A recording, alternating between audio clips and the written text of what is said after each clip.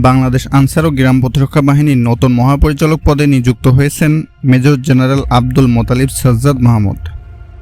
গত 12ই আগস্ট আন্তঃবাহিনী জনসংযোগ পরিদপ্তরের পরিচালক লেফটেন্যান্ট কর্নেল সামিউদ্দৌলার স্বাক্ষর করা এক বিজ্ঞপ্তিতে এ তথ্য জানানো হয়। বিজ্ঞপ্তিতে উল্লেখ করা হয়, মেজর জেনারেল আব্দুল মোতালিব সাজ্জাদ মাহমুদকে আনসার ও গ্রাম প্রতিরক্ষা বাহিনীর মহাপরিচালক হিসাবে নিয়োগ প্রদান করা হয়েছে। সম্প্রতি শেখ হাসিনার নেতৃত্বাধীন আওয়ামী লীগ সরকারের পতনের পরদিনই সেনাবাহিনীতে বড় ধরনের রদবদল হয়। চাকরি থেকে অব্যাহতি দেওয়া হয় মেজর জেনারেল জিয়াউল হাসানকে।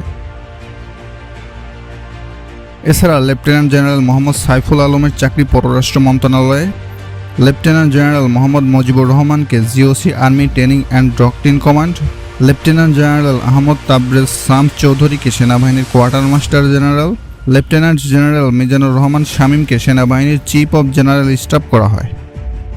পাশাপাশি লেফটেন্যান্ট জেনারেল মোহাম্মদ শাহিনুল হককে কমান্ড্যান্ট এনডিসি এবং মেজর জেনারেল আসম রেদওয়ানুর রহমানকে এনটিএমসির মহাপরিচালক হিসাবে নিয়োগ দেওয়া হয়।